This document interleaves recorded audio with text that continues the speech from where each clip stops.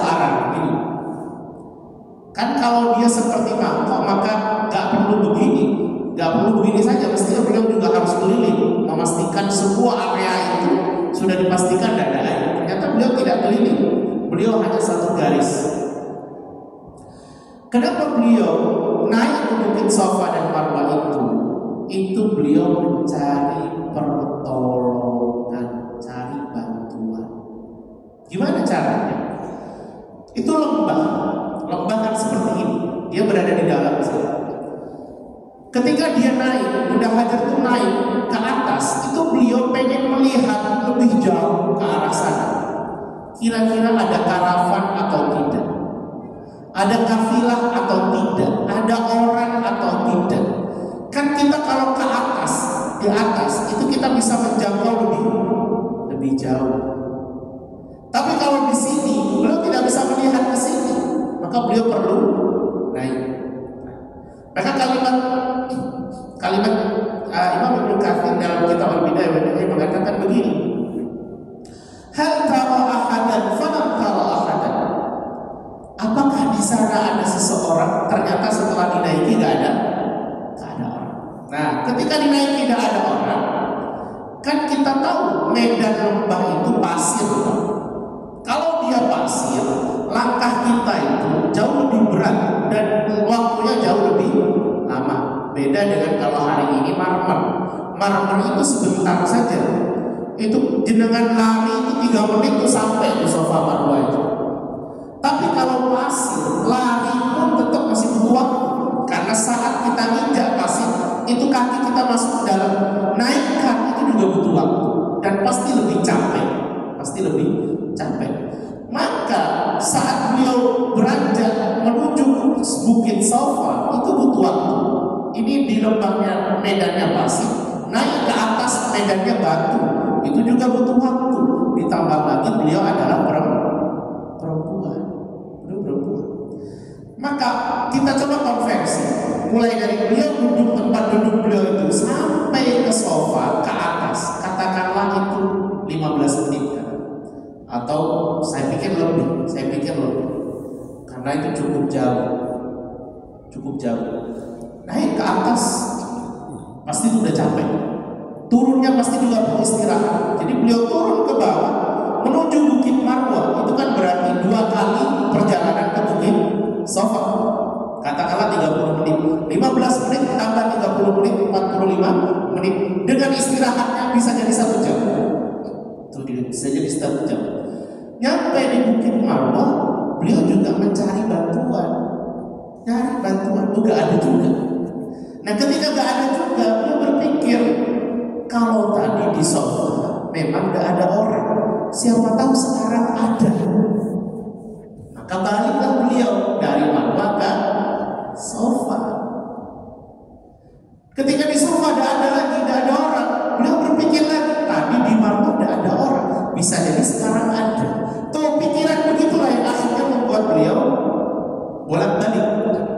Karena memang melintasi itu butuh waktu. Jadi kalimat-kalimat para ulama, hal tara ahadan falam tara ahadan. Apakah di situ ada seseorang? Ternyata tidak ada seseorang. Kenapa begini? Kenapa lintasannya begini? Kenapa tidak begini? Ya. Kenapa tidak begini juga? Kenapa tidak begini? Tapi justru begini saja. Nggak berubah, begini aja. Karena Safa dan Marwah itu belakangnya sini. Kalau saya bilang di Safa di Marwah, sininya itu adalah lintasan dagang orang Yaman kalau mau ke Syam. Ini Yaman di bawah, Syam di atas, Mekah di sini. Jadi kalau orang Yaman mau ke Syam, mereka akan lewat sini. Jadi yang potensi ada orang hanya di sini, tidak ke sini, tidak ke sini, dan tidak ke sini. Itulah kenapa lintasannya hanya begini saja, tidak begini atau tidak begini atau tidak begini. Itulah.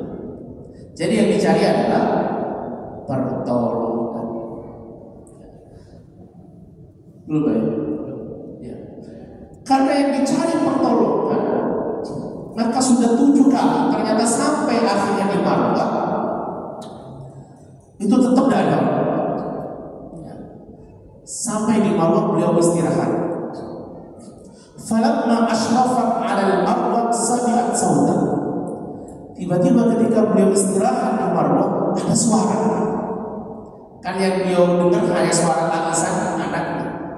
Ini ada suara. Kemudian beliau mengatakan sah, turidu nafsa. Artinya diam dulu, diam dulu. Tsumma tasamma'at fasami'at aidan. Kemudian suara itu tambah keras dan suara itu seperti suara kaki kuda yang sedang menggali. Ya. Ternyata jemaah yang dirahmati Allah Subhanahu wa taala, tambah keras, akhirnya tiba-tiba keluarlah air Zam-zam. Itu kayak air artesis tuh keluar. Terus gitu. Dan itu ternyata persis berada di dekat kakinya siapa? Ismail. Jadi air itu keluar dengan sendirinya, dicari berkali-kali, dicarikan bantuan ke sana kemari. Ternyata Allah Subhanahu wa taala memberikan Zam-zam itu persis di dekat kakinya Ismail alaihissalam. Maka larilah kemudian Marwah itu Bunda Hajar dari Marwah lari kepada Ismail. Saat lari itu jemaah dirahmati Allah, beliau kemudian sambil saat Zam-zam itu naik ke atas, karena dia itu terus naik, terus keluar, maka beliau kemudian bahasa kita jemaah dirahmati Allah Subhanahu wa taala. Itu beliau sambil begini, Zam-zam. Itu kalau bahasa Ibrani Zam-zam itu ada ngumpul-ngumpul. Jadi di sumbernya itu beliau membuat dilokalisir, kalau bahasa kita dilokalisir biar tidak banjir. Maka beliau ketika mengumpulkan debu itu membuat bendungan itu, beliau mengatakan Zam-zam. Itu artinya kumpul. Jadi Zam-zam itu artinya kalau bahasa Ibrani itu Zam-zam. Kalau bahasa kita itu disuruh kumpul. Jadi air itu biar tidak terlalu meluber kemana-mana. Nah, kalimat baginda Rasul menjadi menarik. Kata baginda Rasul dalam riwayat Ibnu Abbas, baginda Rasul mengatakan begini, yarhamullahu umma Ismail law tarakat Zam-zam atau law lam taghrif min al-ma' lakan Zam-zam 'ainan mu'ayyanah. Mudah-mudahan Allah Subhanahu wa taala merahmati ibunya Ismail. Sekiranya dia tidak membuat waduk itu, maka Zam-zam akan menjadi air yang terus mengalir seperti sungai, ainan mu'ayyan. Jadi sumber air yang terus mengalir. Kan kalau kita tahu air artesis itu kalau nggak dibendung, nggak dibuatkan saluran cepat, itu kan ya kayak itu loh, yang di Sidoarjo itu. Nah itu terus begitu. Nah, ternyata kuasa Allah ketika ibunya Ismail itu bikin waduk kecil Zam-zam begitu, itu ternyata tidak sampai melampaui itu. Maka kata para ulama ini istimewa Zam-zam. Zam-zam itu punya garis batas atas, batas bawah. Kalau jangan lihat di YouTube itu penelitian tentang Zam-zam itu punya garis atas, garis bawah. Jadi kalau sudah sampai di atas air itu, maka dia berhenti. Tidak lebih dari itu. Tapi ketika dia ambil sampai di garis bawah, muncul lagi. Makanya itu nggak selesai. Nggak habis-habis. Kalau jutaan orang minum air Zam-zam, nggak habis-habis. Tapi tak sampai tahu Zam-zam pernah punya sejarah hilang. Pernah tahu bahwa Zam-zam itu dulu di masa setelah Juhud, di masa setelah Juhud itu hilang, ditutup, dia dikubur, hilang. Nanti itu kita bahas ketika zaman baginda Rasul Sallallahu Alaihi Wasallam. Nah, coba ini dirahmati Allah Subhanahu Wa Taala. Akhirnya kemudian ibunya Ismail minumlah dari situ. Ketika dia minum, air susunya bisa ada lagi, bisa kemudian dibuat minum oleh Ismail. Nah setelah itu saya lanjutkan sedikit aja. Setelah itu jemaah yang dirahmati Allah, beliau tinggal di situ lah, bikin khaymah, bikin tenda dan lain sebagainya. Bersamaan dengan itu di Yaman terjadi peristiwa yang besar, di mana ada bendungan di Yaman itu rusak. banjir, apa istilahnya, belum berair. Yang itu akhirnya memaksa suku-suku di Yaman untuk hijrah ke Syam, dari Yaman ke Syam. Maka ada salah satu suku namanya suku Jurhum. Kalau Bapak jangan tahu suku Jurhum. Jurhum yang termasuk mau hijrah ke Syam, tapi dia lewat Mekah itu. Ketika dia lewat Mekah itu, jemaah yang dirahmati Allah, biasanya di lembah itu tidak ada air. Anehnya, ternyata di lembah itu ada banyak burung-burung mengitari lembah itu. Orang dulu meyakini kalau ada burung berada di atas sebuah lembah, berarti di situ ada sumber air. Gimana kelanjutannya? Nanti kita lanjutkan di pertemuan berikutnya.